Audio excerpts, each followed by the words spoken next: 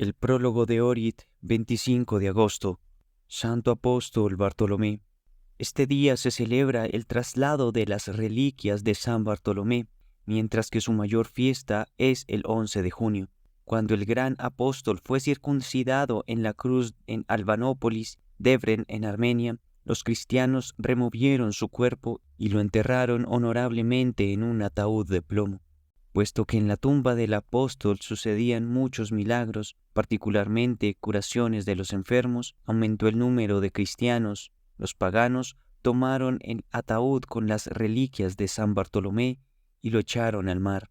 Al mismo tiempo, echaron 4 ataúdes más con los cuerpos de 4 mártires más, Papiano, Luciano, Gregorio y Acacio. Pero gracias a la providencia de Dios, los ataúdes no se hundieron, sino que fueron llevados por el agua flotando hasta distintas ciudades. El ataúd de Acacio a la ciudad de Ascalón, el de Gregorio a Calabria, el de Luciano a Mesina, el de Papiano al otro lado de Sicilia y el ataúd de Bartolomé a las islas de Líbara. A través de una milagrosa revelación, el obispo Libar, Agadón, supo que las reliquias del santo apóstol Bartolomé se acercaban.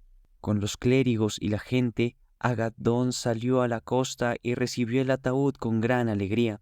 En esa ocasión pasaron muchas curaciones de los enfermos por obra de los santos apóstoles. Las reliquias fueron colocadas en la iglesia de San Bartolomé y allí estuvieron hasta tiempos de Teófilo el iconoclasta, próximamente en el año 839. Y debido a que en ese tiempo los musulmanes amenazaron a Libar, las reliquias fueron trasladadas a la ciudad de Benevento. Así el Señor premió a su apóstol con milagros durante la vida y después de la muerte. Santo apóstol Tito, uno de los 70, nació en Creta y fue educado en filosofía y poesía griega. Por un sueño que tuvo, él empezó a leer al profeta Isaías y desconfió de la sabiduría griega. Oyendo sobre el Señor Jesucristo, se fue a Jerusalén con alguna gente de Creta y personalmente oyó las palabras del Salvador y vio sus poderosos hechos. Su joven corazón fue adherido completamente a Cristo. Más tarde fue bautizado por el apóstol Pablo, a quien sirvió como un hijo a su padre en la obra evangélica. Pablo amaba tanto a Tito que le llamó en un momento hijo. Tito capítulo 1 versículo 4. Y en otro momento hermano, 2 de Corintios capítulo 12 versículo 18.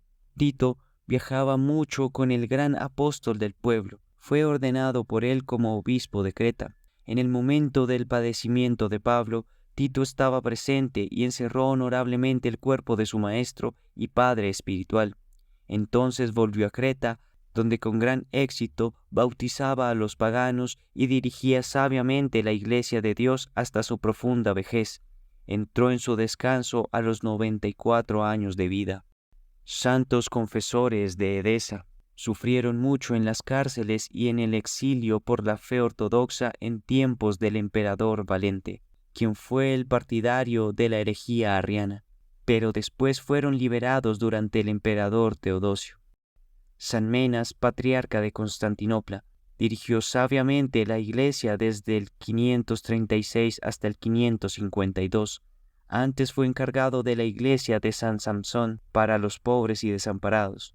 En su ordenación como obispo participó el Papa Agapito, quien en ese tiempo vino a Constantinopla a refutar y destronar al patriarca herético Antimo. Reflexión. El coraje sobrehumano, la disposición para soportar todas las dificultades y la muerte voluntaria para Cristo de nuestros antepasados cristianos llevaron el miedo a sus torturadores. El emperador Maximiano, amargo e insensible, perseguidor de los cristianos, ordenó a su procónsul en Antioquía liberar de la cárcel a San Andrés el Estratilata, por miedo a la rebelión del pueblo, quienes respetaron más a Andrés que al emperador. El emperador Valente ordenó a su eparca en Edesa matar a todos los cristianos quienes estuvieran contra Arrio. El eparca tuvo más misericordia humana que el emperador y secretamente durante la noche informó a los cristianos que al día siguiente no salieran de la ciudad al campo donde generalmente tenían el servicio, porque los arrianos ocuparon todas las iglesias en la ciudad para que no fueran asesinados.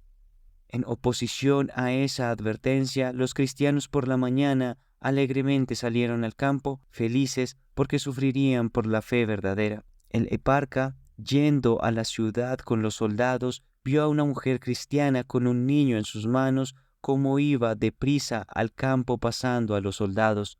El eparca le dijo, entre comillas, ¿no oye que el eparca vendrá aquí con los soldados y matará a todos los que encuentre? La mujer contestó, oí, y particularmente, por eso tengo prisa con otros de morir por Jesucristo.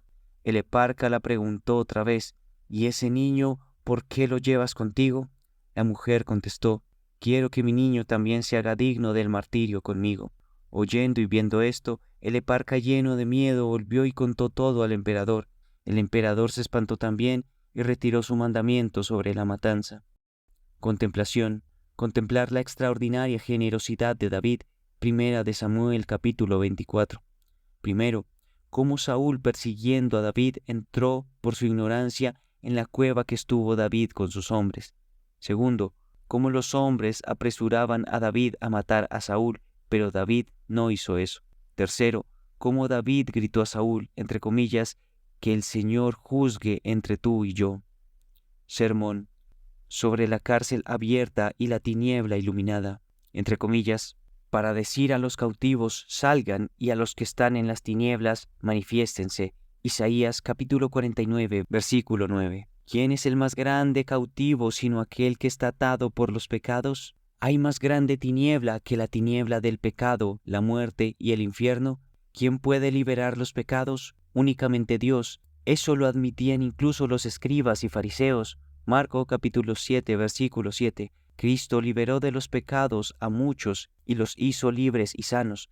Entonces, si solo Dios puede liberar de los pecados a los cautivos de los pecados, ¿por qué los judíos no lo admitieron como Dios?